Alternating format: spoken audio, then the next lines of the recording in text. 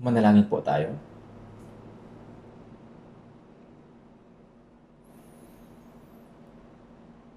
Banal at mahabagin naming Diyos Ama na sa amin ay nagmamahal.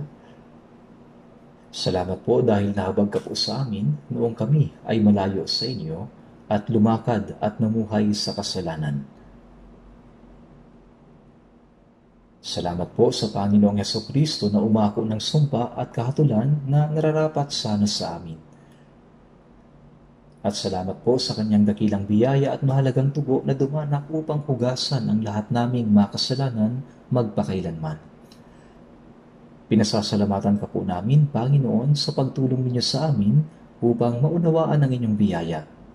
Kami inyong pinagkalooban ng kaligtasan sa pamamagitan ng pananampalataya at binigyan kami ng maluwalhating pag-asa na makapasok sa inyong kaharian. Nagpapasalamat po kami na kasama ka po namin sa natitirang bahagi ng aming buhay upang palagi kaming gabayan sa katotohanan. Salamat din po, Panginoon, sa paghahari mo sa aming buhay upang kami ay mabuhay lamang para sa inyong kalooban at kaluwalhatian. Kami na mga iniligtas sa pamamagitan ng mahalagang dugo ng Panginoon ay nagkakatipon sa harapan ng Panginoon upang purihin ang biyaya ng Diyos, matuto ng salita, at magkaroon ng fellowship sa gitna ng banal na kapulungan kasama ang Panginoon. Salamat po. Hinihiling po namin na samahan mo po kami ngayon, tingnan kami at panghawakan ng inyong mahabaging mga kamay sa pamamagitan ng inyong biyaya, salita at kapangyarihan ng Espiritu Santo. Higit nawa kaming pakabanalin na ginagabayan sa natitirang bahagi ng aming buhay para sa totoong kalooban at kaluwalhatian ng Panginoon. Panginoon, gabayan mo po kami upang hindi po namin makalimutan ang inyong mga salita pagkatapos namin itong mapakinggan. At tulungan kami na manatili ito sa aming mga puso at buhay. Ingatan mo po ang mga iglesia sa buong bansa, ang maraming iglesia sa buong mundo, at ang lahat ng mga brothers and sisters na nangangaral ng Ebanghelyo maging sa gitna ng mga may hirap na sitwasyon. Pagkalooban mo po kami ng sapat na biyaya at mga salita sa mga huling araw na ito. Ganap po nawa naming maisagawa ang banal na misyon na ipinagkatiwala sa amin ng Panginoon. Naway maraming kaluluwa ang maligtas at makapagbigay kami ng kaluwalhatian sa Diyos. Panginoon na nagbibigay sa amin ng kinakailangang salita sa tamang panahon at gumagabay sa amin sa daan na dapat naming lakaran. Pakiusap, ihayag mo po ang inyong sarili sa amin ngayon at gabayan kami upang ganap naming maunawaan ang inyong salita at ang inyong banal na kalooban. Dalangin po namin ito sa pangalan ng Panginoong Yesus. Amen. Buksan po natin sa Biblia, mga awit number 1, verse 1 to 6.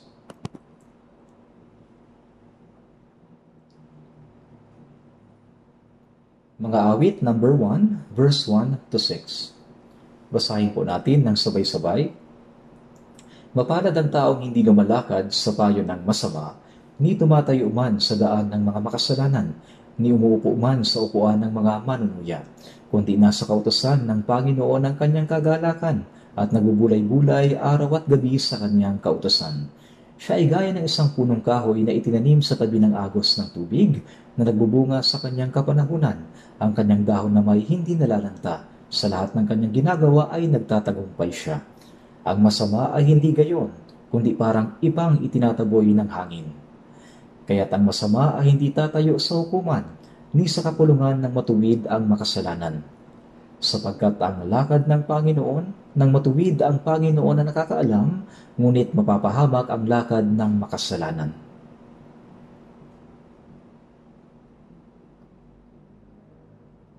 Sa awit number 1, ilang beses na po akong nagbahagi ng mga mensahe mula sa aklat ng mga awit. Sa talatang binasa natin ngayon, lalo na sa awit number 1, verse 2, awit number 1, verse 2, kundi nasa kautusan ng Panginoon ang kanyang kagalakan at nagbubulay-bulay araw at gabi sa kanyang kautusan. Ang kautusan na binabanggit dito ay hindi lamang tumutukoy sa 10 utos na nakasulat sa lumang tipan, kundi ito'y tumutukoy sa buong salita ng Diyos. Buong salita ng Diyos ang binabanggit dito. Kaya, ang taong mapalad, ang Kristiyanong ipinanganak na muli, ang taong kinalulugdan ng Diyos, ay inilalarawan sa ganitong paraan. Nasa kautusan ng Panginoon ang kanyang kagalakan at nagbubulay-bulay araw at gabi sa kanyang kautusan.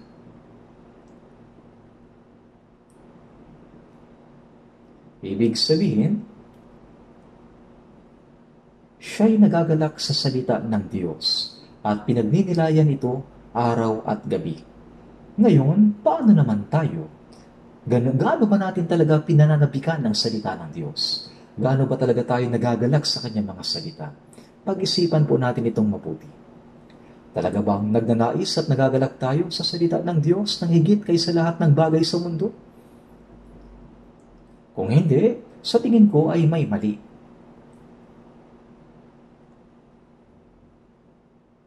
Hindi ganito ang normal na kalagayan ng isang ligtas na tao kung ikukumpara sa aklat ng mga awit. Ang kagalakan sa salita ng Diyos, ito ay kapareho ng kagalakan sa Diyos mismo. Ang pagiging malapit sa salita ay pagiging malapit sa Diyos.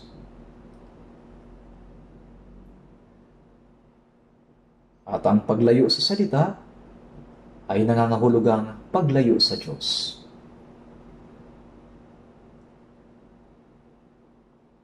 Sa John chapter 1 verse 1, sa simula ay ang salita, at ang salita ay kasama ng Diyos, at ang salita ay Diyos. Ang dahilan kung bakit tinawag ang Diyos na salita ay dahil bagaman hindi natin nakikita ang Diyos, naririnig natin ang kanyang salita. Kaya inihahayag ng Diyos ang kanyang sarili sa atin sa pamamagitan ng kanyang salita. Kaya nga ang magalak sa salita ay ang magalak sa Diyos mismo. Ang maging malapit sa salita ay ang maging malapit sa Diyos. At ang paglayo ng ating sarili sa salita ay ang paglayo ng ating sarili sa Diyos.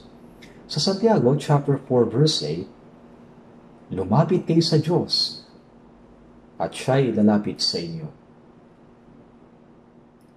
Sinasabi nito na kapag nagsikap tayong lumapit sa Diyos, siya mismo ang lalapit sa atin.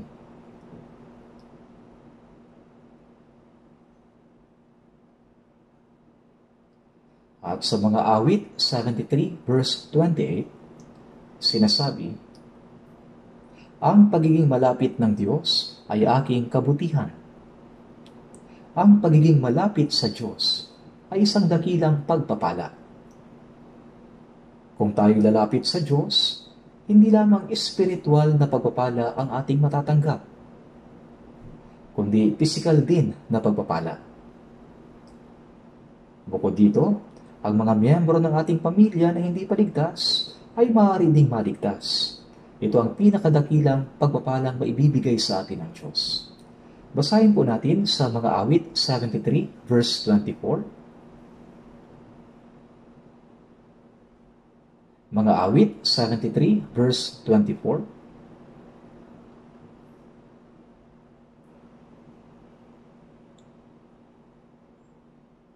Mga awit 73 verse 24. Basahin po natin. Sa iyong payo ako'y iyong pinatnubayan, at pagkatapos ay tatanggapin mo ako sa kaluwalhatian. Sa iyong payo ako'y iyong pinatnubayan. Habang tayo nabubuhay sa mundong ito, sa pamamagitan ng salita ng Diyos natin nakikilala ang Diyos at naiintindihan ang kanyang biyaya. At sa pamamagitan ng salita ng Diyos, naligtas ang ating kaluluwa. Kaya pagkatapos ng kaligtasan, ang pamumuhay ayon sa salita ng Diyos ang siyang bumubuo sa ating buhay pananampalataya. Sa iyong payo, ako'y iyong pinapatnubayan, at pagkatapos ay tatanggapin mo ako sa kaluwalhatian. Ang taong naligtas sa pamamagitan ng salita ng Diyos ay inaakay at pinangangalagaan din sa pamamagitan ng salita ng Diyos. At sinasabi rito, hindi magtatagal, siya'y tatanggapin sa kaluwalhatian ng Diyos. Ang layunin ng Diyos kung bakit niya nilalang ang tao ayon sa kanyang sariling larawan ay upang ibigay ang kanyang pag-ibig, ibahagi ang kanyang buhay, gawing anak ang tao, at dalhin sa kanyang kaharian upang makabahagi sa kanyang kaluwalhatian. Kaya, habang tayo nabubuhay sa mundong ito, tayo ay naligtas at pinapatnubayan ng kanyang salita. Sa iyong payo, ako'y iyong pinapatnubayan. At pagkatapos ay tatanggapin mo ako sa kaluwalhatian. Ito ay nasabi ko noong nakaraan.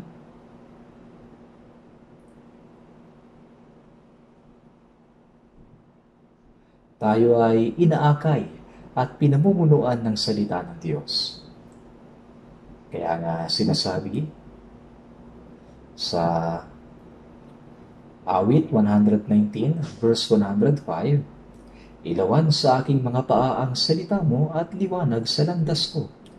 Kapag madilim ang gabi at walang ilawan, hindi natin makikita ang daan. Hindi tayo makakalakad. Sa madilim na mundong ito, sa mundong puno ng kaguluhan at kawalan ng kaayusan, kung walang salita ng Diyos, paano tayo makakapamuhay ng tama sa ating buhay pananampalataya?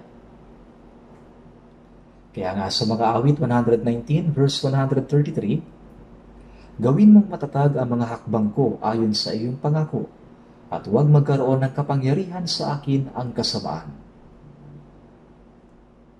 Ibig sabihin, ang bawat hakbang ng aking mga paa ay itatag mo sa gitna ng iyong salita. At huwag mo sanang hayaang manaig sa akin ang anumang kasalanan. Kung mamumuhay tayo ayon sa salita ng Diyos, walang kasalanan ang makapaghahari sa atin. Hindi tayo mahuhulog sa kasalanan. Kaya sa pamamagitan ng salita ng Diyos, tayo'y naligtas. At pagkatapos ng kaligtasan, ang ating puso at pamumuhay ay binabago araw-araw ng salita ng Diyos. Hanggang sa makapasok tayo sa kaharian ng langit, tayo'y inaakay niya sa pamamagitan ng kanyang salita. Kaya, ang mga taong inaakay ng salita ay siyang makakapasok sa kaluwalhatian ng Diyos. Ang makakapasok sa kaluwalhatian ng Diyos ay hindi lamang silang tumanggap ng kaligtasan, kundi silang namumuhay ayon sa mga turo ng kanyang salita. Sapagkat sinasabi ng kasulatan, akayin mo ako sa iyong katotohanan. Akayin mo ako sa iyong katotohanan. Marami ang dumadalo sa church, ngunit hindi pa tunay na naligtas. At kahit sa mga nagsasabing sila'y ligtas na, kakaunti lamang ang tunay na namumuhay ayon sa salita. Kung ang isang tao ay tunay ng ligtas, ito ay makikita kung siya ba ay naaakay ng salita at nagagalak sa loob nito. Kaya nga sinasabing nasa kautusan ang kanyang kagalakan at nagbubulay-bulay araw at gabi sa kanyang kautusan.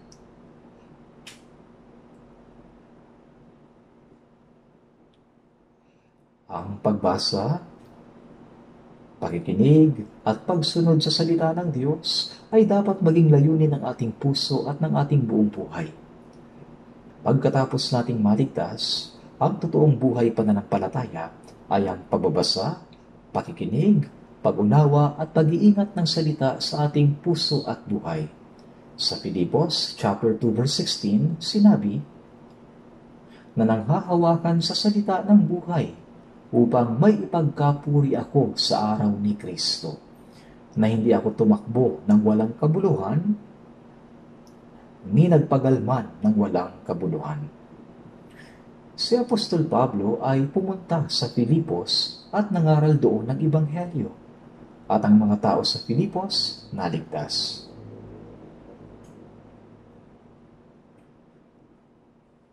Sa Gawa chapter 16, mababasa natin na habang si Pablo ay nangangaral sa Filipos, ang unang taong naligtas ay isang babaeng nagngangalang Lydia, isang mangangalakal ng tela na kulay ube mula sa lungsod ng Tiatira. Pagkatapos niyang maligtas, sinabi niya sa kanila, kina Pablo, Silas, Lucas, at iba pa. Sinabi niya sa kanila, kung inyong hinatulan na ako'y tapat sa Panginoon, tumuloy kayo sa aking bahay at doon tumigil. Kaya sila'y tinanggap ni Lydia sa kaniyang bahay. Ang salitang tumigil ay nangangahulugang inasikaso niya sila. Matapos siyang maligtas, binuksan ni Lydia ang kanyang bahay at inihandog ang kanyang buhay para sa pagpapalaganap ng Ebanghelyo. Kaya mula sa tahanan ni Lydia ay nagsimula ang iglesia sa Filipos. Kaya ang mga salitang na nanghahawakan sa salita ng buhay ay isinulat ni Apostol Pablo habang siya'y nakakulong sa bilangguan sa Roma. Ang salita ng buhay. Ito'y tumutukoy sa Ebanghelyo ng biyaya ng Diyos. Ang salita ng Diyos na nagdala sa atin sa kaligtasan. At ang ibig sabihin ng panghawakan ang salita ay basahin ito, pakinggan, unawain, at isabuhay sa ating pang-araw-araw na pamumuhay. Kaya nga sinabi ni Pablo na nanghahawakan sa salita ng buhay upang maipagkapuri ako sa araw ni Kristo. Na hindi ako tumakbo ng walang kabuluhan, ni nagpagalman ng walang kabuluhan.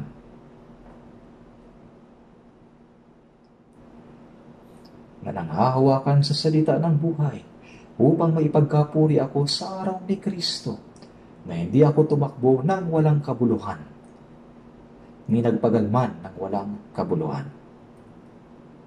Nang si Pablo ay nangaral sa Filipos, siya ay dinakip ng mga Hudyo. Binugbog, ibinalanggo, at muntik nang mapatay. Tiniis niya ang matinding hirap at pasakit alang-alang sa Ebanghelyo. Ngunit sinabi niya na kung ang mga naligtas ay hindi mamumuhay ayon sa salita, maaaring mauwi sa wala ang lahat ng kanyang pagpapagal.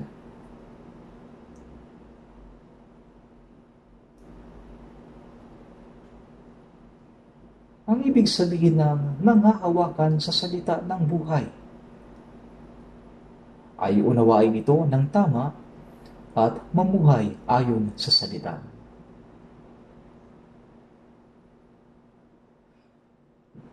Na nanghahawakan sa salita ng buhay upang maipagkapuri ako sa araw ni Kristo, na hindi ako tumakbo ng walang kabuluhan, ni nagpagalman ng walang kabuluhan.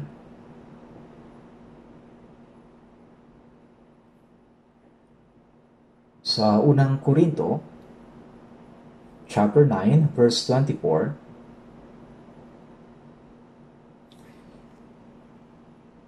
Hindi ba ninyo nalalaman na ang mga tumatakbo sa isang takbuhan ay tumatakbong lahat, ngunit iisa lamang ang tumatanggap ng gantimpala? Kaya tumakbo kayo sa gayong paraan, upang iyon ay inyong mapagwagyan. Inilintulad ni Apostol Pablo ang buhay pananampalataya sa pagtakbo sa isang karera. Ang isang mananakbo ay dapat na tumakbo na walang tigil patungo sa goal. Kahit na napapagod, sumasakit ang mga binti, naghahabol ng hininga, kahit nahihirapan na siya, sila'y tumatakbo ng buong lakas patungo sa mithiin. Ganoon din naman. Sinasabi ng salita na kung hindi tayo mamumuhay ng maayos sa buhay pananampalataya pagkatapos maligtas, ang ating pagpapagal ay maaaring maging walang kabuluhan. Na nangahawakan sa salita ng buhay. Ang pangalan ng ating church sa English ay Lifeword Mission. Tama ba? Lifeword Mission. Nang makita ko ang Filipos chapter 2 verse 16, umantig ito sa aking puso. Ang paghawak sa salita ng buhay ay hindi lamang nangangahulugang unawain ito, kundi ang ibahagi din ito. At nagbubulay-bulay araw at gabi sa kanyang kautusan. Ang pagbubulay-bulay sa salita ng Diyos araw-araw ay hindi lamang nangangahulugan na tahimik na pinag-iisipan. Ito ay ang pagbabasa, pakikinig, pag-iisip ng malalim, at patuloy na iniingatan ang salita sa iyong puso. Isa sa kahulugan ng pagbubulay-bulay ay ang mahinahong pagbulong o pabulong na nagsasalita. Kapag isinasaulo natin ang kasulatan, madalas binibigkas natin ito ng pabulong, hindi ba? Habang binubulong natin ito, ang salita na binibigkas natin ay umaabot sa ating mga tainga. At ang mga salita na ating napapakinggan ay nagkakaugat sa ating mga puso. Kaya ang ibig sabihin ng pagbubulay-bulay ay pagpupuno ng salita sa ating mga puso, pagkonekta sa ating buhay, at pag-iingat nito sa ating puso at kilos. Sa Colossus chapter 3 verse 16, sinasabi, manirahan nawang sagana sa inyo ang salita ni Kristo ayon sa lahat ng karunungan. Pagkatapos nating maligtas, ang salita ni Kristo ay dapat na mapuno sa atin habang tayo nagbabasa, nakikinig at nag-aaral ng salita. May mga tao na masagi mo lang ng kaunti, nagmumura na kaagad. Ito ay dahil ang kanilang puso ay puno ng puot at isip na masama. Kaya kapag nasagi mo sila, lumalabas ang mga yon. Kapag ang salita ni Kristo ay saganang nananahan sa atin, ang ating buong buhay ay susunod ayon sa salita. Kaya ang salita ng Diyos ay nagiging gabay at namumuno sa ating buhay. Kaya nga sinasabi, manirahan nawang sagana sa inyo ang salita ni Kristo. Manirahan nawang sagana sa inyo ang salita ni Kristo. Sa Josue chapter 1 verse 8, hindi na po natin titingnan sa Biblia dahil marami akong sasabihin ngayon. Sa Josue chapter 1 verse 8, sinabi ng Diyos kay Josue, ang aklat na ito ng kautusan ay huwag aalisin sa iyong bibig, kundi ito'y iyong pagbubulay-bulayan araw at gabi, upang iyong masunod ang ayon sa lahat na nakasulat dito. Sapagkat kung magkagayoy iyong pagiginhawain ng iyong lakad at magtatamo ka ng tagumpay. Ibig sabihin, ingatan ang salita ng Diyos sa iyong bibig. Pagbulay-bulayan ito araw at gabi, at isabuhay ang ayon sa mga nakasulat. Sapagkat kung magkagayoy iyong pagiginhawain ng iyong lakad at magtatamo ka ng tagumpay. Ibig sabihin ay pagpapalain ka ng Diyos. Sa Lucas chapter 11 verse 27, habang si Jesus ay nagsasalita, sinabi ng isang babae, "Mapalad ang sinapupunang sa iyo'y nagdala at ang mga dibdib na iyong sinusuhan."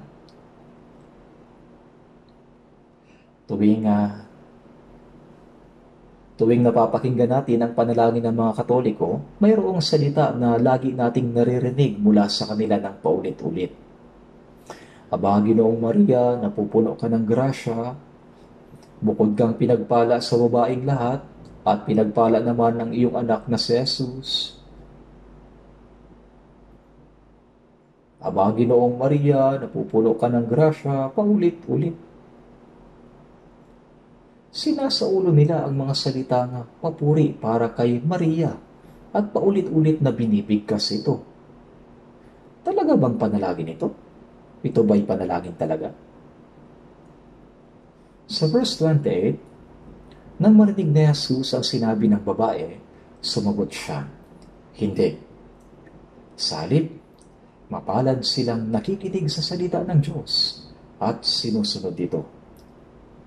Mapalad silang nakikinig sa salita ng Diyos at sinusunod ito. Sinabi niya na mapalad silang nakikinig sa salita ng Diyos at sinusunod ito. Ang pagpapala ay ipinangako sa mga sumusunod sa salita ng Diyos. Ang pagpapala ay nagmumula sa Diyos. Sa John 13:17, pagkatapos hugasan ni Jesus ang paa ng mga alagad, sinabi niya, "Sapagkat kayo binigyan ko ng halimbawa upang gawin din ninyo ang ayon sa ginawa ko sa inyo." At sinabi rin niya, "Kung nalalaman ninyo ang mga bagay na ito, mapapalad kayo kung inyong gagawin." Ang ginawa ni Jesus ay hindi lamang halimbawa, kundi isang malinaw na paanyaya na gawin din ang ayon sa ginawa niya. Kaya matapos hugasan ni Jesus ang mga paa ng mga alagad, sinabi niya, "Kung ako nga na Panginoon at Guro ay naghugas ng inyong mga paa, kayo man ay dapat ding maghugas ng mga paa ng isa't isa, sapagkat kayo binigyan ko ng halimbawa, upang gawin din ninyo ang ayon sa ginawa ko sa inyo." Kung nalalaman ninyo ang mga bagay na ito, mapapalad kayo kung inyong gagawin. Kung nalalaman mo ang salita ng Panginoon at ang halimbawang ginawa niya at gagawin yon, mayroong pangako ng pagpapala.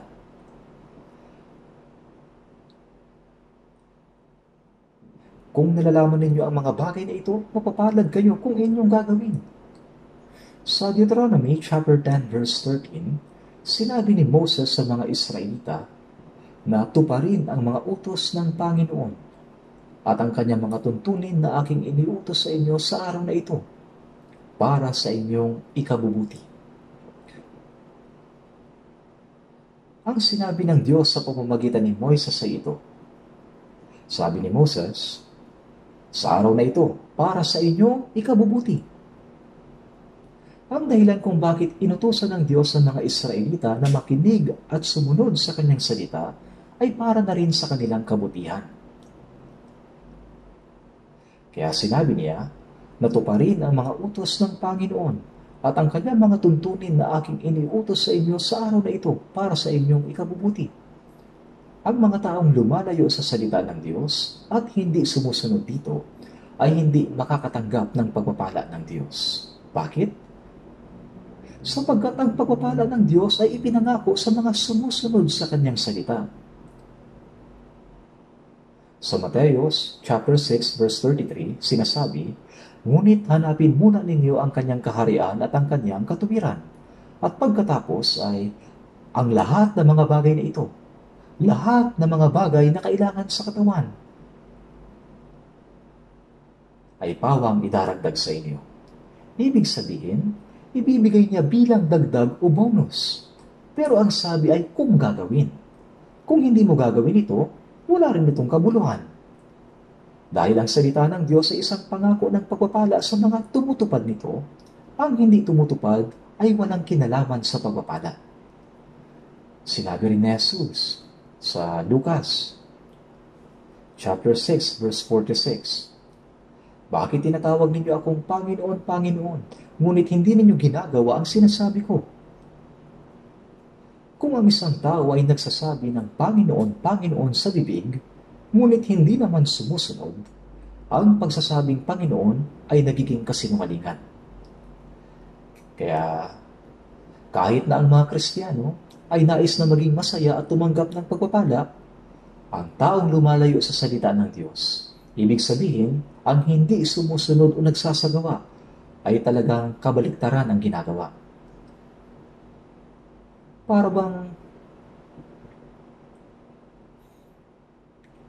halimbawa, bumili ka ng lotto ticket bilang pabiro lang. Pero nanalo pala yun ng malaking halaga. Pero dahil nga sa hindi mo iningatan ng ticket, ipinampunas mo lang ng ilong at itinapon, pag ganun na nangyari, siguradong hindi ka makakatulog sa panghihinayang. Hindi ka makakatulog sa panghihinayang. Ganyan din sa salita ng Diyos. Kung iingatan natin ang salita ng Diyos, mayroong pangako ng pagpapala. Kung ikaw ay nagbabasa at nakikinig, pero hindi mo naman iniingatan ang salita, wala kang mapapala sa pangako ng Diyos. Iwinawala mo ang mga pagpapala na nais ibigay sa iyo ng Diyos. Ang mga tao sa mundo, nabubuhay sila sa pamamagitan ng sarili nilang paraan, kakayahan at pagsisikap, hindi ba? Subalit ang mga Kristiyano ay iba sa kanila. Ano ang pagkakaiba? Ang mga Kristiyano ay hindi namumuhay sa sarili nilang pagsisikap at pagod, kundi sa pagsunod sa salita ng Diyos. Kung ipinapaubaya ko ang lahat sa Diyos at tinatanggap ko sa aking puso ang kanyang salita, ako ay nakikipagpalitan sa Diyos. Ito ay pakikipagpalitan sa Diyos. Kung mamumuhay ako ayon sa kalooban ng Diyos, kung mamumuhay ako ayon sa kanyang kalooban, ang Diyos ang magpupuno sa lahat ng aking pangangailangan. Pero kung ang isang Kristiyano ay hindi nagbabasa o nakikinig ng salita ng Diyos at hindi niya ito iniingatan sa kanyang puso at buhay, kailangan niyang magsisi at kailangan niyang bumalik sa Diyos. Kailangan niyang malaman na mali ang kanyang ginagawa. Ang hindi pagsunod ay isang malaking kasalanan. Kaya naman, kailangan nating magsisi, magbalik loob, at mamuhay sa pagsunod sa salita ng Diyos. Ang buhay ng isang Kristiyano ay buhay ng pagsunod sa salita ng Diyos.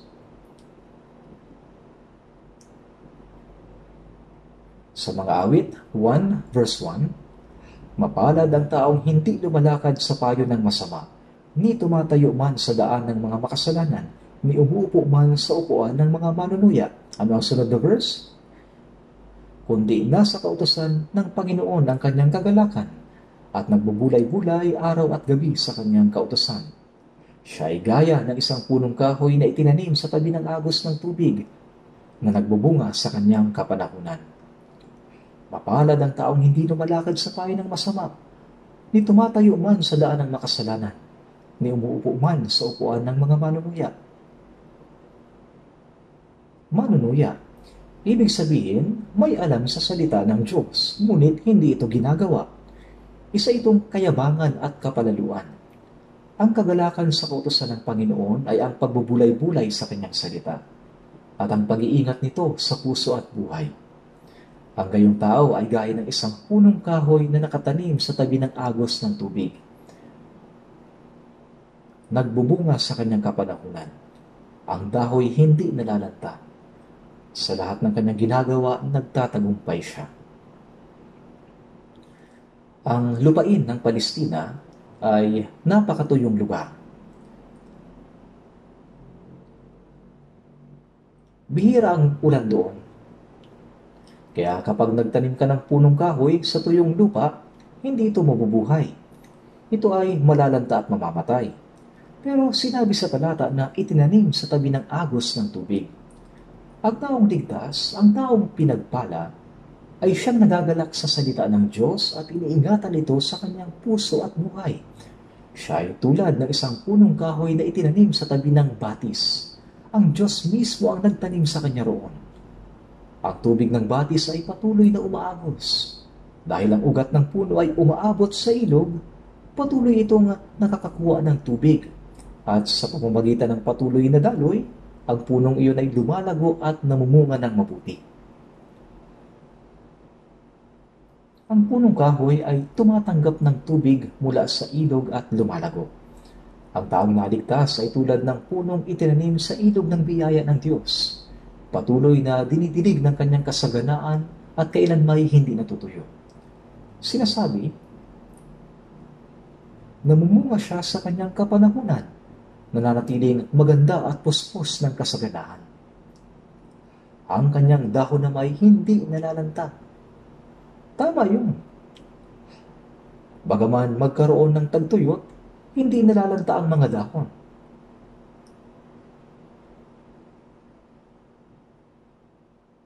Ito ay nangyayari dahil ang puno ay itinanim sa tabi ng agos ng tubig. Tulad ng punong namumunga sa kanyang kapanahunan, siya ay nagbibigay ng bunga sa tamang panahon. Sa bawat pagkakataon, siya ay makakasunod at makakapaglingkod para sa kaluwalhatian ng Diyos. At may pagkakaloob ang kanyang bunga sa Diyos sa tamang panahon.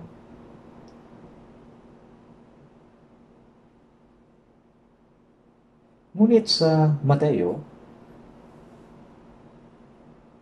chapter 15, verse 13, ganito ang sinabi, ang bawat halamang hindi itinanim ng aking Ama na nasa langit ay bubunutin. Ibig sabihin, may mga halaman na hindi Diyos ang nagtanim. Anong ibig sabihin nito?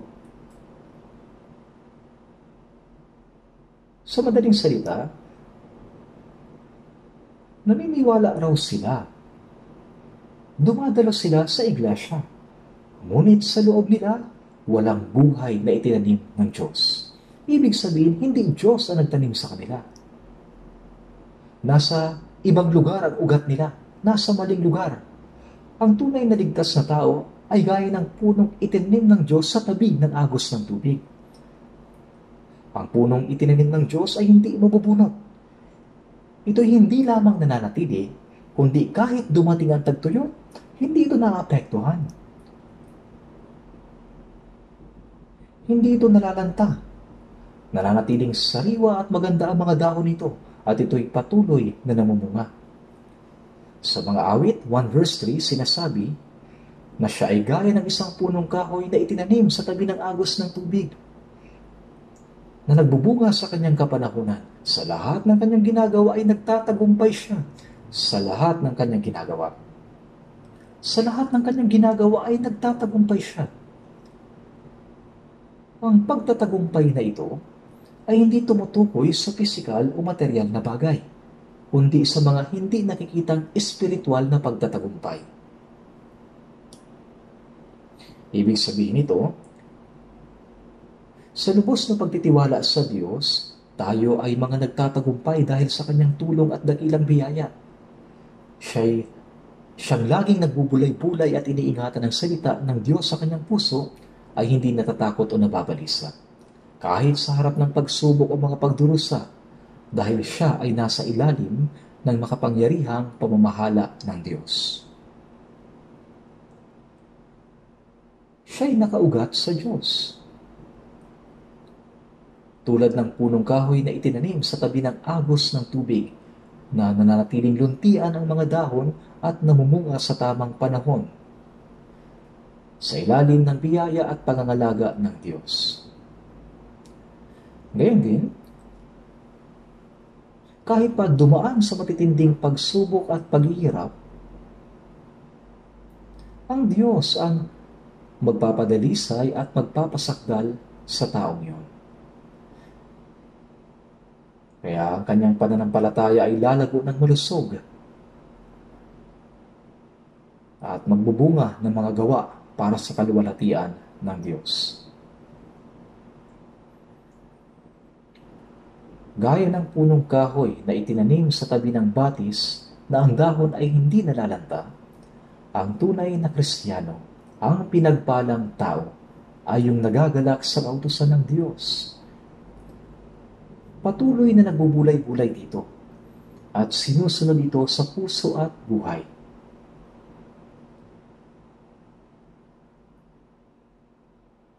Ang mukha ng ganoong tao ay magbabago.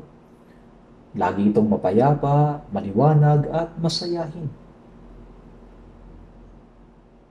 Tingnan natin sandali ang unang Pedro chapter 5. Unang Pedro chapter 5.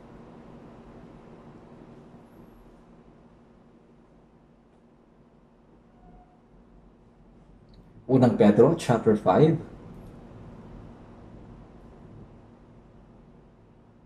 verse 10. Basahin natin ang sabay-sabay.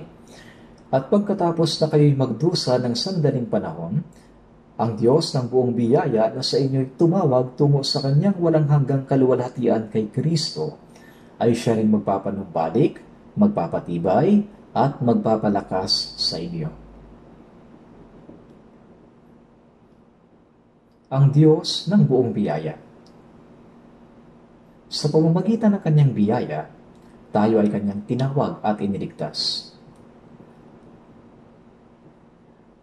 Tinawag kayo kay Kristo. Ito'y tumutukoy sa kanyang pagdiligtas sa atin. Ang layunin ng Diyos sa pagdiligtas sa atin ay upang dalhin tayo sa kanyang walang hanggang kaluwalhatian.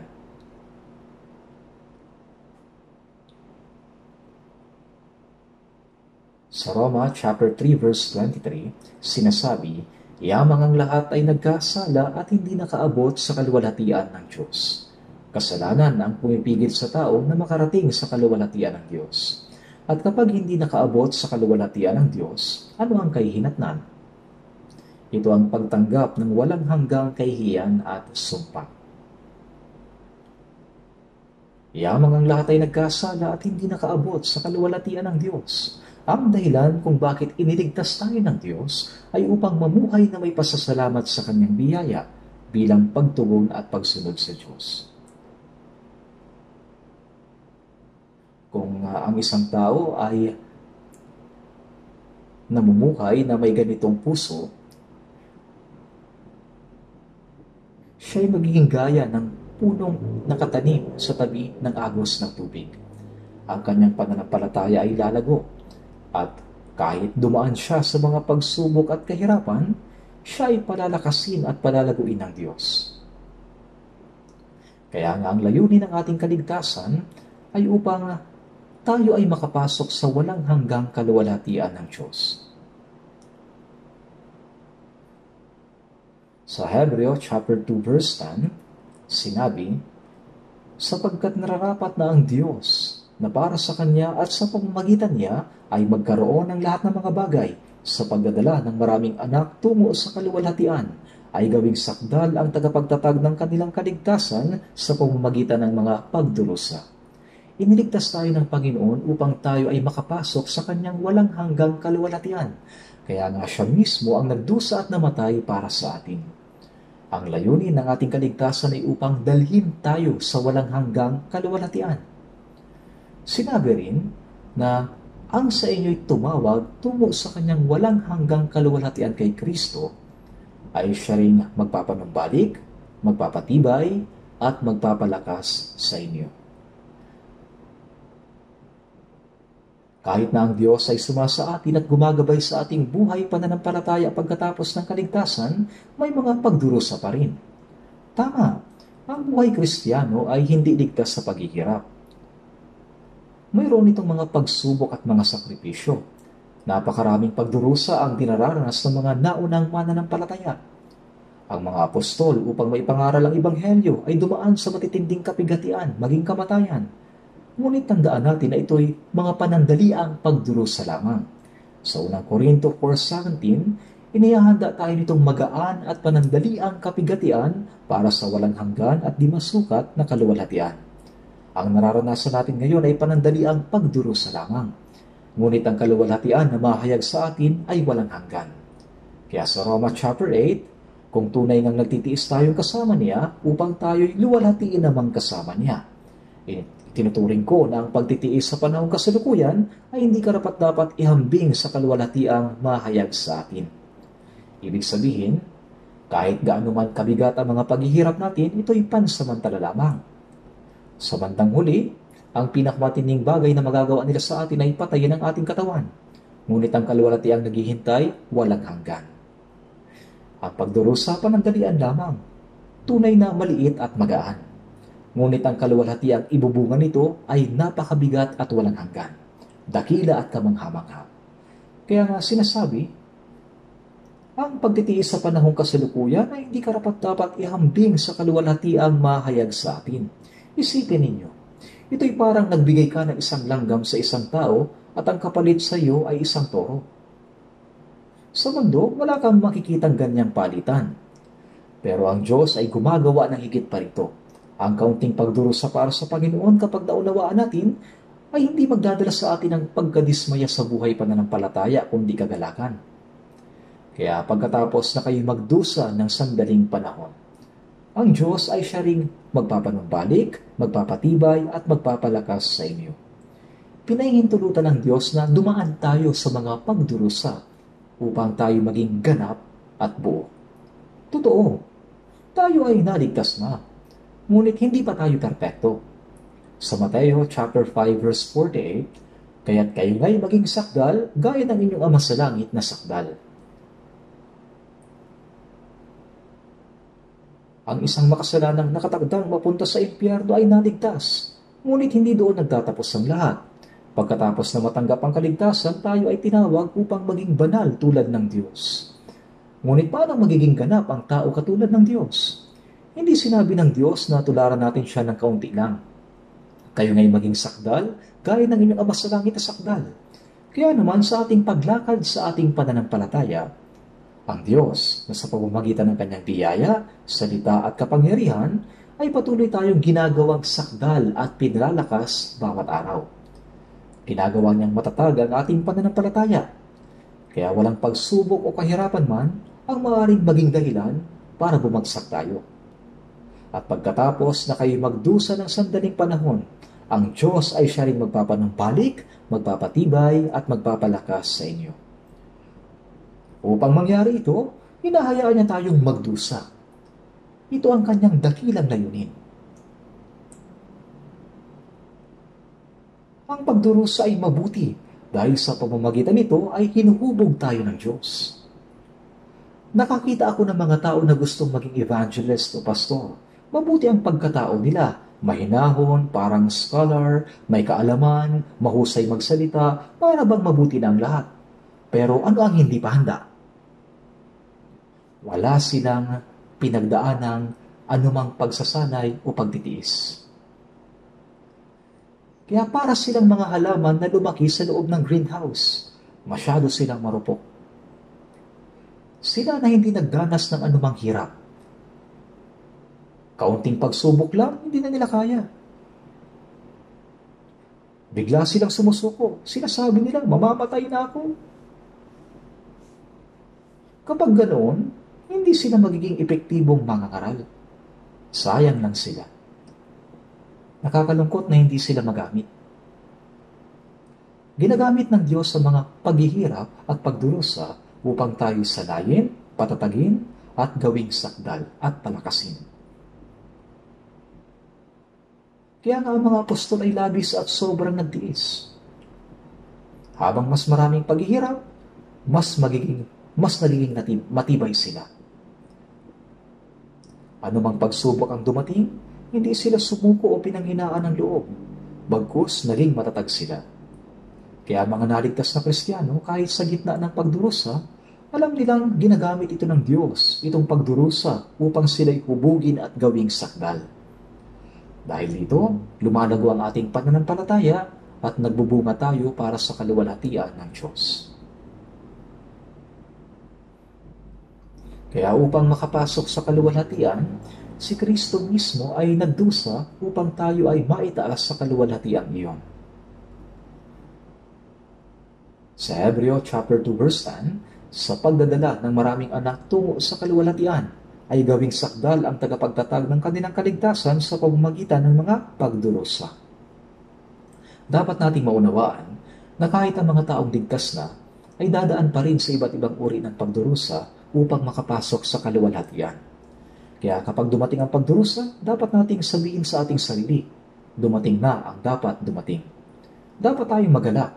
Dapat din nating pag-isipan kung gaano kalaking biyaya ang nais na ibigay ng Diyos sa atin, kaya binibigyan niya tayo ng mga pagdurusa. At sa awit 1 verse 4, ang masama ay hindi gayon, kundi parang ipang itinataboy ng hangin. Mapapalad ang mga taong nagagalak at nagbubulay-bulay sa salita ng Diyos. Sila'y sumusunod sa kalooban ng Panginoon. Kaya kahit anumang pagsubok o kahirapan ang dumating, mas umaasa sila sa Diyos. Sila ay nagbubunga para sa kaluwalhatian ng Diyos. Ngunit ang masama ay hindi gayon. Dito ay malinaw na pinaghihiwalay ng Diyos ang matuwid at ang masama. Nakabukod sila. Sa paningin ng Diyos, ang taong naligtas at ipinanganak na muli ay ginawang mga matuwid. Ito ang kanilang bagong pagkakakilanlan, matuwid. Kaya sa Roma chapter 3 verse 21, ipinahayag ang pagiging matuwid ng Diyos na hiwalay sa kautusan. Sa pamamagitan ng pananampalataya kay Jesucristo, sila ngayon ay itinuturing na ganap ng kanyang biyaya.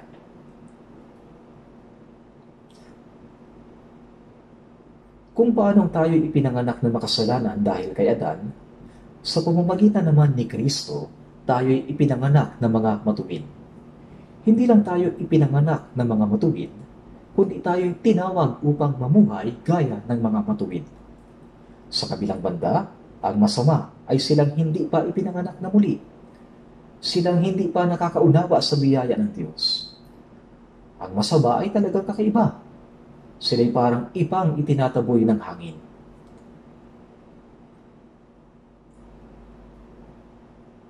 Ang iba ay tinatangay ng hangin kung saan-saan, walang direksyon o layunin. Talagang walang kabuluhan. Pagkatapos ay kinukolekta at tinatapon sa apoy upang sunugin. Ang hangin ng mundong ito ay ang hangin ng kasalanan, kaaliwan, at mga ideolohiya na siyang tumatangay sa mga tao. Ang mga tao sa mundo ay tinatangay ng mga kaisipan ng panahon, tulad ng iba na tinatangay ng hangin. Kaya habang namumuhay sila ayon sa takbo ng sanlibutan, sila'y magiging gaya ng iba na ibubulid sa hindi mapapatay na apoy ng impyerno. Sa Mateo chapter 3 verse 12,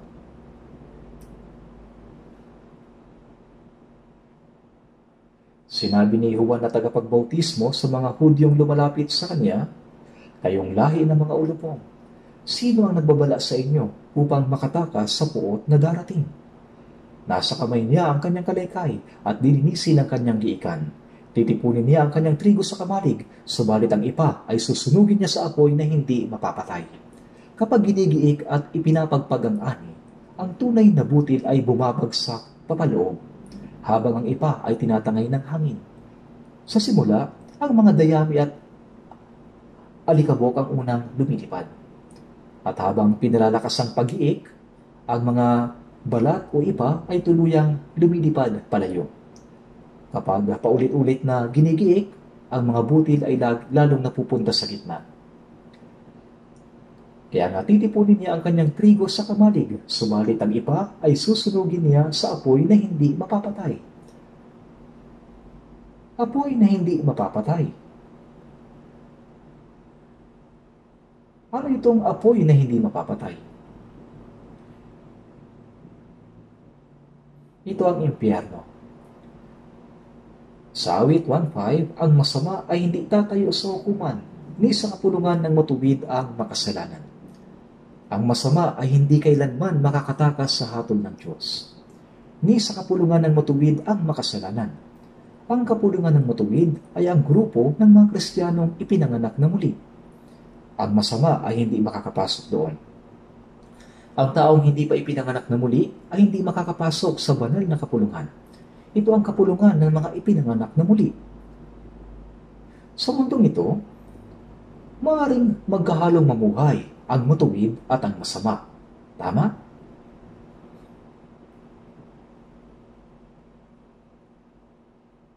Tulad ng damo at ng trigo, ang mga anak ng Diablo ay nakahalo sa mga anak ng Diyos.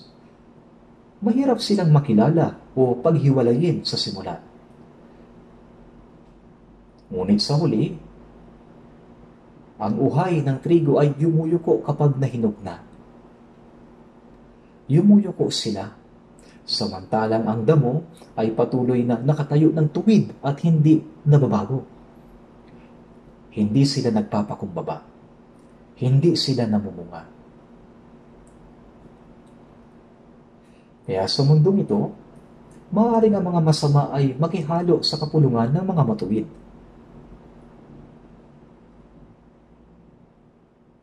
Kahit sa kalagitnaan ng mga taong tunay na ligtas, may mga taong hindi pa ipinanganak na muli. Dahil dito, minsan nagkakaroon ng mga problema sa loob ng church.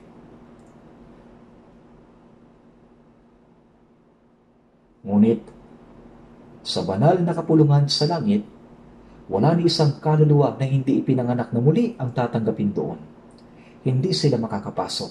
Gaya na nakasulat, ni sa kapulungan ng matuwid ang makasalanan. Hindi sila makakapasok doon. Ang mga makasalanan ay hindi maaaring manirahan sa kaharian ng Diyos. Sapagkat ang lakad ng matuwid ang Panginoon ang nakakaalam. Sinasabi na nalalaman ng Diyos ang lakad ng matuwid. Ang salitang nakakaalam ay nangangahulugang kinikilala sila ng Diyos. Ang Diyos ay nalulugod sa kanila. Kaya sila ay kanyang iniingatan at tinutulungan. Sapagkat ang lakad ng matuwid, ang Panginoon ang nakakaalam.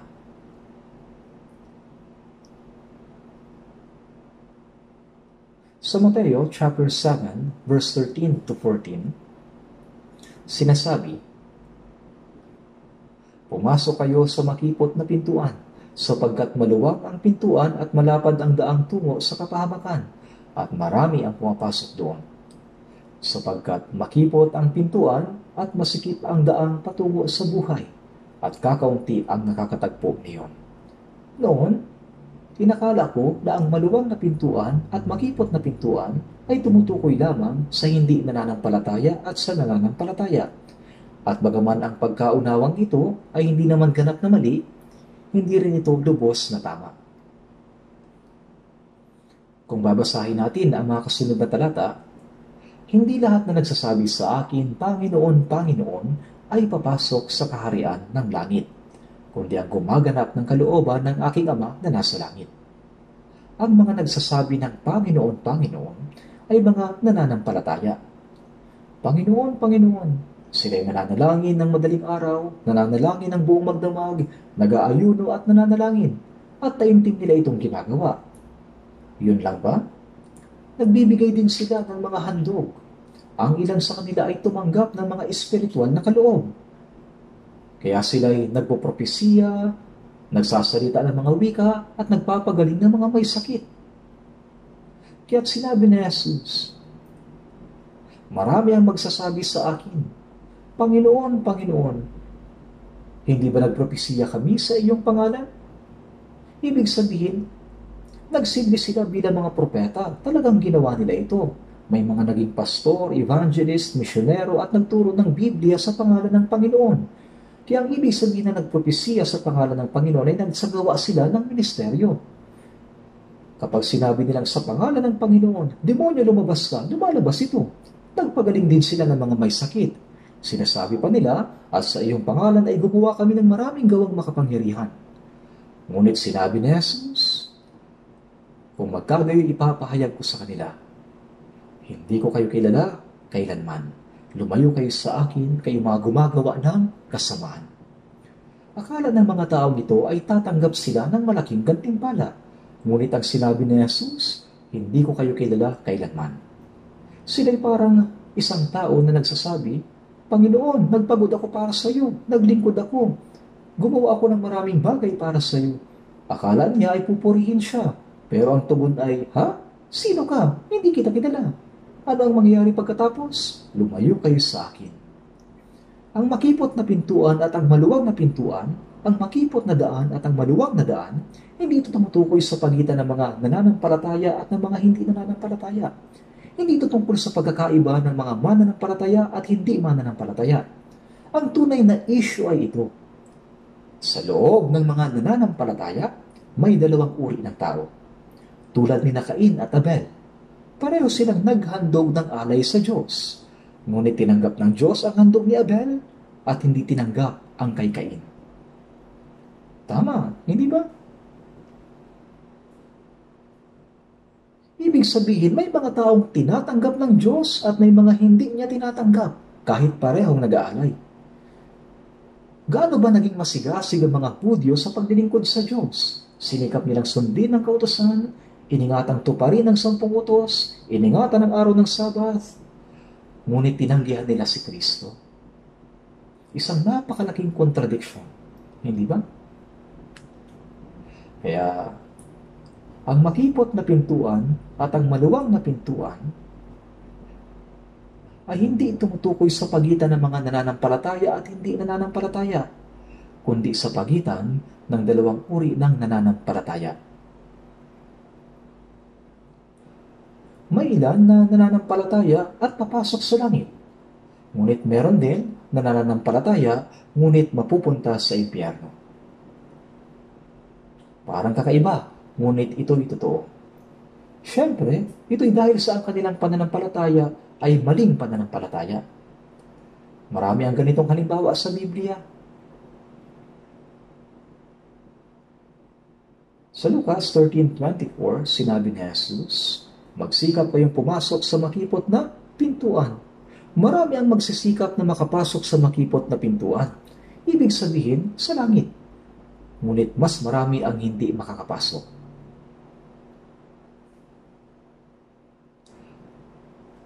Ang panahon ngayon ay tila kasagsagan ng Kristyanismo. Mayroong daan-daang denominasyon. Maraming gusali ng simbahan. Maraming pastor. At napakaraming nagsasabing sila'y nananampalataya. Ngunit sa dinami-dami nila, ilan kaya ang tunay na kinikilala ng Diyos? Sinasabi sa awit 1 verse 6,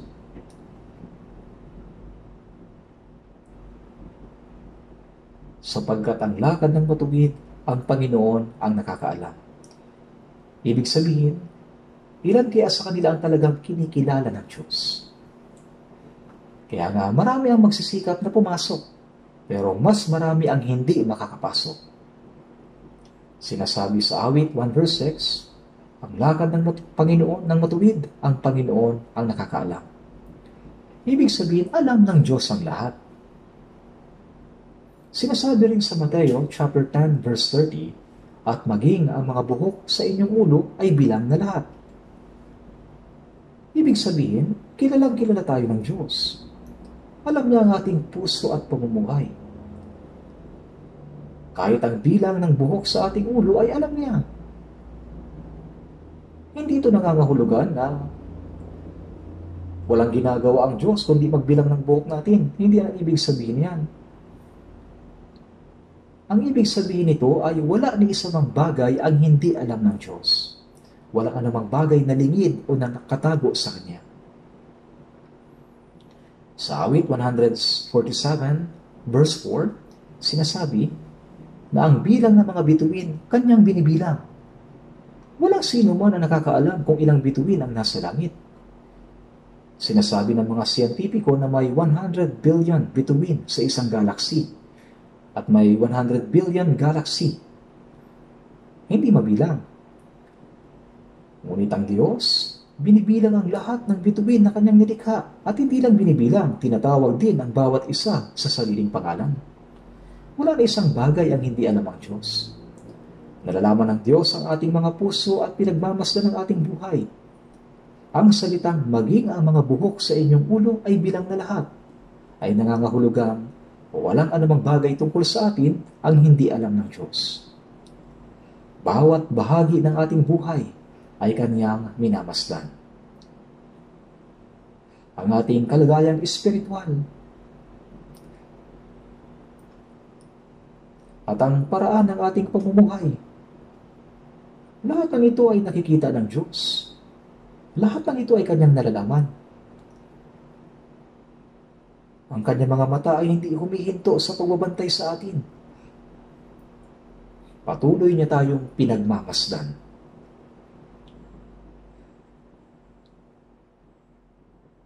Sa Job chapter 23 verse 10, ngunit nalalaman niya ang daang nilalakaran ko, kapag ako'y kanyang nasubok, ay lalabas akong parang ginto. Alam ng Diyos ang daang nilalakaran ko. Alam niya kung tama o mali ang nilalakaran ko. Nalalaman niya tuwing nagagalak ako sa Kanya at sa Kanyang mga salita. Alam niya lahat ito. Ngunit nalalaman niya ang daang nilalakaran ko. Kapag ako'y Kanyang nasubok, ay lalabas akong parang ginto. Gaya ng sinabi ko kanina, nagbibigay ang Diyos ng iba't ibang pagsubok at kahirapan sa mga naligtas na Kristiyano upang sila'y padalisayin. Sa pamamagitan ng mga bagay na ito, ginagawa niya tayong sakdal at pinagtitibay ang ating pananampalataya. Kaya nga, kapag ako'y Kanyang nasubok, ay lalabas akong parang ginto. Kapag ako'y Kanyang nasubok, ay lalabas akong parang ginto. Ang dalisay na ginto ay tumutukoy sa purong ginto. Walang halong anumang dumi. Ngunit, walang purong ginto na namimina mula sa mga minahan. Kapag ito'y namina, ito'y palaging may halong dumi. Kapag ito'y namina na, inilalagay ito sa hurno o tunawan sa isang solusyon na may kimikal. Naaalala ko na minsan napanood ko ang proseso kung paano pinadadalisay ang ginto. Ipinapasok nila ang ginto sa isang espesyal na kemikal. Pagkatapos ay pinapainit ito ng husto hanggang sa tuluyang matunaw na parang tubig. Kapag lubos na itong natunaw, kinukuha nila ito at inilalagay sa isang bagong tabla. At pagkatapos,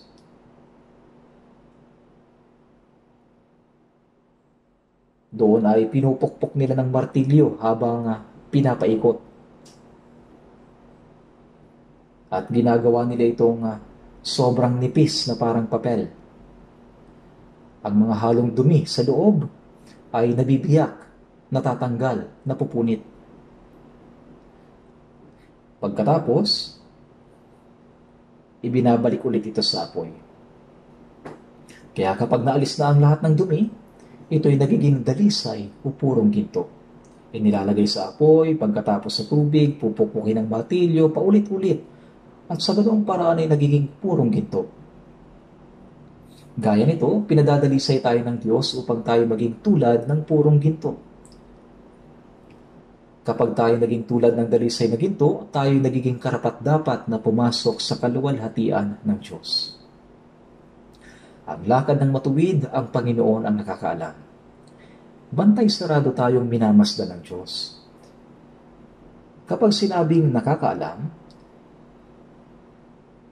ibig sabihin ay alam niya. Panginoon, ginawa ko ito at iyon para sa iyo. Alam ninyo, hindi ba? Ngunit sasabihin ng Panginoon, hindi ko kayo kilala kailanman.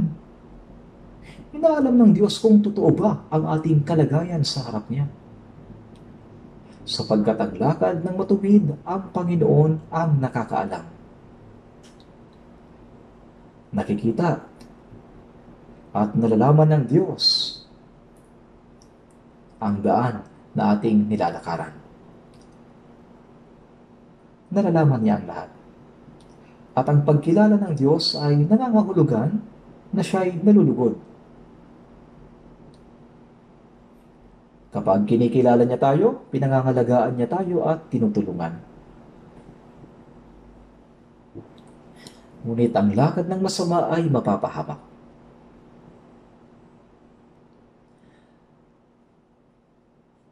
Ang daan ng matuwid ay patungo sa kaluwalhatian, habang ang daan ng masama ay tiyak na hantong sa kapahamakan, sapagkat ito mismo ang kaniyang patutunguhan.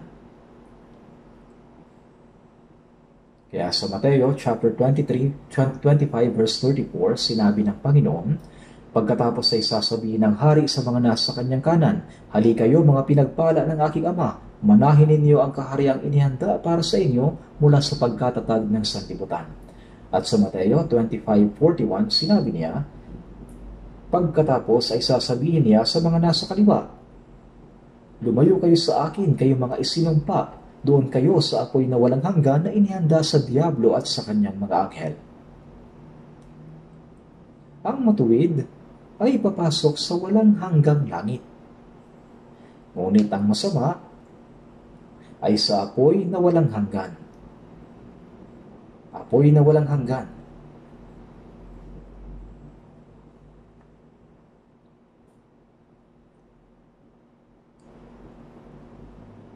Alam nyo na isinumpa ni Jesus ang puno ng igos na hindi namunga.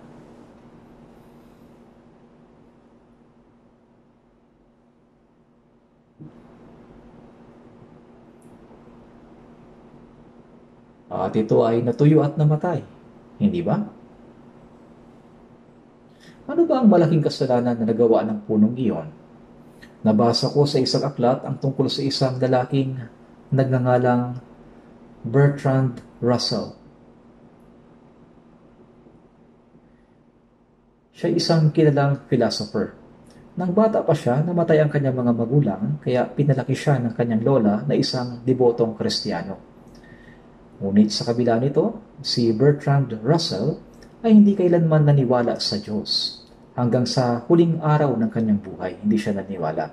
Kaya sa librong isinulat niya na Why I Am Not a Christian, isa raw sa mga dahilan kung bakit hindi siya naniniwala ay dahil isinumpa raw ni Jesus ang puno ng igos. Para sa kanya, hindi raw siya makapaniwala sa isang Diyos na gagawa ng ganoong bagay. Para bang may isang tao na pumunta sa ilalim ng puno at pagkatapos dahil sa walang bunga, pinagtataga ito ng palako hanggang mamatay. Hindi ba tila parang baliw yun? Medyo kakaiba talaga, sabi niya. At sa Marcos 1:11-13, sapagkat hindi pa panahon ng mga igos. Ibig sabihin, natural lang na wala talagang bunga ang puno na yon nung panahon na yon. Ang puno ng igos ay may panahon kung kailan nagbubunga ng kaunti sa simula at pagkatapos ay may panahon na masaganang namumunga. Dahil hindi pa panahon ng masaganang bunga, natural lang na wala pang bunga noon. Kung ganoon, ano ang kasalanan ng puno? Ang dahilan kung bakit isinumpa ni Jesus ang puno ng igos na walang bunga ay dahil ito ay may maraming dahon. Ibig sabihin, may anyo na ito ng pagiging mabunga. Katulad ito ng mga taong nagmamalaki na sila ay bayan ng Diyos, ngunit walang bunga para sa kaluwalhatian ng Diyos. Ibig sabihin, ang puno ay larawan ng mga taong mukhang maka-Diyos sa panlabas, ngunit wala namang bunga ng katuwiran o pagsunod sa kalooban ng Diyos. Kaya ito ay isang pahiwatig ng sumpang darating sa mga Israelita. Ang ganoon din, kung hindi rin tayo mamunga para sa kaluwalhatian ng Diyos, sa huli tayo ay sasawayin ng Diyos. Pero binabantayan ng Diyos ang ating landas, iniingatan niya tayo, at inilalayo tayo sa kapalaran ng mga masama upang huwag tayong mapabilang sa kanila. Ang matuwid ay tatanggap ng walang hanggang kaluwalhatian at pagpapala. Kaya sa Mateo 25:46, ang mga ito ay mapupunta sa walang hanggang kaparusahan, ngunit ang mga matuwid ay sa buhay na walang hanggan. Ang matuwid ay papasok sa buhay na walang hanggan, at ang masama ay sa walang hanggang kaparusahan. Ngayon, tingnan natin sa awit number 1, verse 1. Mapalad ang tao. Awit number 1, verse 1. Mapalad ang tao. Ang tanong, Tayo ba ay tunay na naging taong mapalad sa paningin ng Diyos? Nasa kautusan ng Panginoon ang kanyang kagalakan, nagbubulay-bulay araw at gabi sa kanyang kautusan. Ang isip-isipin ng salita ng Diyos, ang isaulo ito, ang ingatan ito sa puso at isabuhay, yan ang ibig sabihin ng pagbubulay-bulay. Ang taong ginagawa ito ay ang taong mapalad. At sa paningin ng Diyos, yan ang landas ng matuwid. Dapat tayong laging lumakad bilang mapalad na tao sa landas ng matuwid.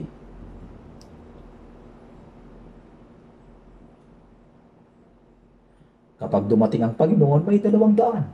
Ang daan ng matuwid at ang daan ng masama. May mga taong dumaraan sa makipot na pintuan at lumalakad sa makitid na daan. Ang dahilan kung bakit tinawag itong makipot na pintuan ay dahil hindi ka makakapasok dito na dala ang sarili mong kabutihan o mga gawa. Hindi ka rin makakapasok na may daladalang kasalanan. Tanging sa pamamagitan lamang ng dugo ni Kristo, ikaw makakapasok. Ito ay tunay na makipot na pintuan. Natanggap mo ang kaligtasan nang pumasok ka sa makipot na pintuan. Sa pamamagitan ng pagdurusa ni Kristo sa krus, kapag ito'y sinampalatayanan, doon ka magsisimulang lumakad sa mahirap na daan. Makipot ang daan, sabi nga. Pagkatapos maligtas, habang patungo sa langit, daraanan mo ang iba't ibang uri ng pagsubok at pagdurusa. Kaya tinatawag itong makipot at masikip na daan. Kaya sinabi rin na kakaunti ang nakakatagpo niyon. Ngunit sa Matthew 7:13, sinabi, maluwang ang pintuan at malapad ang daang patungo sa kapahamakan. Marami ang pumapasok doon. Ang lahat ng namumuhay ayon sa pita ng laman ay dumaraan sa maluwang na pintuan at malapad na daan. Ang dulo ng daang iyon ay kapahamakan. Kaya may dalawang uri ng landas. Ang daan ng matuwid at ang daan ng masama. Ang daan ng matuwid ay kinikilala ng Diyos. Ang Diyos ay patuloy na nagbabantay, natutuwa at tumutulong sa mga matuwid. At sa verse 6, ngunit mapapahamak ang lakad ng makasalanan. Dapat tayong tumayo sa panig ng mga pinagpala at lumakad sa landas ng mga matuwid. Dapat natin itong gawin upang makapasok tayo sa kaluwalhatian ng Diyos. Kaya kailangan nating suriin ang ating buhay pananampalataya sa liwanag ng salita ng Diyos. Ako ba talaga ay taong mapalad? Mapalad ang taong hindi lumalakad sa payo ng masama. Ang tinutukoy na masama ay hindi lamang masamang tao sa sanlibutan, kundi pati ang ating dating likas, ang lumang pagkatao sa loob natin. Ginagamit ng Diablo ang ating hindi pa nababagong lumang pagkatao upang tuksohin tayo. Kung tayo mamumuhay ayon sa pita ng laman, ibig sabihin sumusunod tayo sa payo ng masama. Ni tumatayo sa daan ng mga makasalanan. Ang taong tumatalikod sa salita ng Diyos at namumuhay ng hiwalay sa Kanya ay tinatawag ng Diyos na makasalanan. Ni umuupo man sa upuan ng mga manunuya. Alam naman ng isang tao ang salita ng Diyos. Ngunit sinasabi niya, ganyan nga ang sinasabi ng salita. Pero ayoko pa rin mamuhay ayon diyan. Anong tawag diyan? Yan ay kayabangan at kapalaluan sa harapan ng Diyos.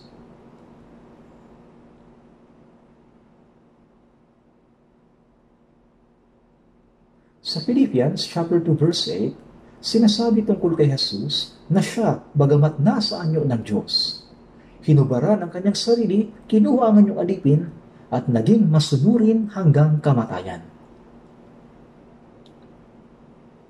Si Jesus, bagaman kapantay ng Diyos, ay nagpakababa, naglingkod, at naging masunurin hanggang kamatayan, maging sa kamatayan man sa krus. Kung tayo ay naligtas, taglay natin ang katangian ni Kristo.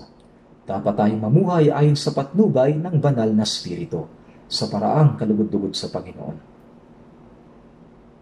Sa natitirang bahagi ng ating buhay, dapat tayong lumakad sa landas ng mga matuwid. Ang tanong, ang landas bang tinatahak ko ay tunay na daan ng matuwid? Sapagkat kung hindi tayo lumalakad sa daan ng matuwid, tiyak na tayo ay lumalakad sa daan ng masama. lakad ng patuwid, Panginoon na nakakaalam.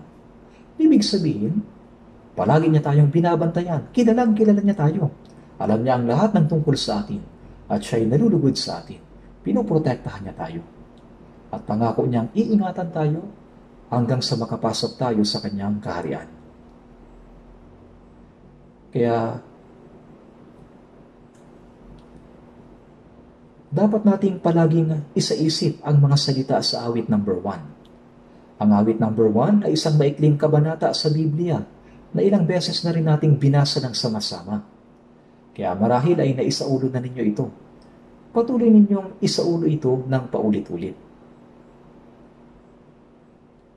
Habang naglalakad kayo, habang nakahiga, bago matulog, habang iniisip ang mga ito, suriin ninyo ang inyong sarili. Mayroon ba akong ginagawa na salungat sa salita ng Diyos? Mayroon bang mali o hindi tama sa aking pamumuhay? Sa pamamagitan nito, matutulungan tayong mamuhay ayon sa daan ng matuwid. Kaya tulad ng punong kahoy na itinanim sa tabi ng agos ng tubig, na kahit dumating ang tagtuyot ay nananatiling luntian ang mga dahon at hindi nalalanta, ganoon din tayo. Kung tayo ay lalakad sa kalooban ng Diyos, ang mga bunga para sa kaluwalhatian ng Diyos ay tiyak na mahayag sa ating buhay sa tamang panahon. Kaya naway mamuhay tayo sa ganitong paraan.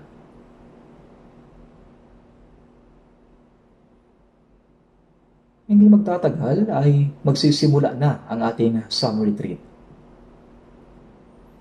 Sa loob ng isang taon, mayroon tayong spring retreat, autumn retreat, ngunit ang summer retreat ang pinakamalaking kaganapan ng ating iglesia. Ito ay isinasagawa natin ng 7 beses. At sa bawat pagkakataon, mahigit sa 10,000 tao ang inaasahang dumalo. Taon-taon, patuloy na dumarami ang mga dumadalo. Kaya kailangang tapusin kaagad ang pagpapatayo ng mga matutuluyang gusali. At kasalukuyan, nagpapatuloy ang construction. Tayo ng mga unang tumanggap ng kaligtasan ay kailangang magkaisa sa panalangin at sa pagpapahayag ng Ebanghelyo, upang sa pamamagitan nito ay maisakatuparan ng Diyos ang kanyang gawain na magligtas ng maraming kaluluwa. Huwag nating isipin na tuwing retreat, ang pangangaral ay tungkulin lamang ng mga pastor at mga evangelist. Tayong lahat ay evangelist. Hindi ito tungkulin lamang ng mga mangangaral. Maaaring iba-iba ang ating ginagawa o trabaho. Ngunit iisa lamang ang ating layunin. Ang layunin ng ating buhay ay ang ipangaral ang Ebanghelyo. Kung taglay natin ang ganitong puso, idaragdag ng Panginoon araw-araw ang mga naliligtas. Napakaraming tao ang naliligtas sa loob ng summer retreat. Upang ito'y mangyari, mahalaga ang panalangin, pagkakaisa, pagsunod at sakripisyo ng mga taong ligtas na. Kapag maraming kaluluwa ang naliligtas, natutupad ang sinasabi sa John chapter 15 verse 8. Sa pamamagitan nito'y naluluwalhati ang aking Ama na kayo magbunga ng marami at maging mga alagad ko. Sa pagliligtas ng maraming kaluluwa, ang Diyos ay naluluwalhati. At ito rin ang nagpapatunay na tayo ay tunay na mga alagad ni Kristo. Kaya manalangin tayo at mangaral ng Ebanghelyo. At gawin natin ang ating makakaya upang sila'y maimbitahan at maisama. Manalangin na po tayo. Mahabagin naming Diyos Ama, kami po ay nagpapasalamat sa inyong dakilang biyaya. Noong hindi pa namin kayo kilala, una ninyo kaming inibig. Ang Panginoong Hesus ay namatay sa halip na kami at sa pamamagitan ng pagdanak ng kanyang mahalagang dugo, hinugasan ninyo minsan magpakailanman ang lahat ng aming kasalanan, iniligtas kami nang wala ang aming sariling gawa at hindi na kami haharap sa hatol at sumpa. Ang aming katawan at kaluluwa ay tinubos ng dugo ng Panginoon, kaya't kami po ay inyo na ang pag-aari. Pangunahan niyo po kami upang sa natitirang bahagi ng aming buhay ay mamuhay kami ng may ganap na pagsunod sa inyong kalooban. Gawin po ninyo kami higit na ganap at bago sa pamamagitan ng inyong salita at banal na spirito. Ang lahat ng mga brothers and sisters na naligtas, naway gamitin niyo po sila upang maipahayag ang Ebanghelyo, upang maganap ang inyong dakilang gawain ng pagliligtas sa maraming tao. Naway sa darating na summer retreat, maraming kaluluwa ang maligtas upang ito'y magbigay ng dakilang kagalakan at kalulatian sa inyo. At para sa gawain ito, gamitin po ninyo ang bawat kapatiran ayon sa inyong banal na kalooban. Dalangin po namin ito sa pangalan ng Panginoong Yesus. Amen.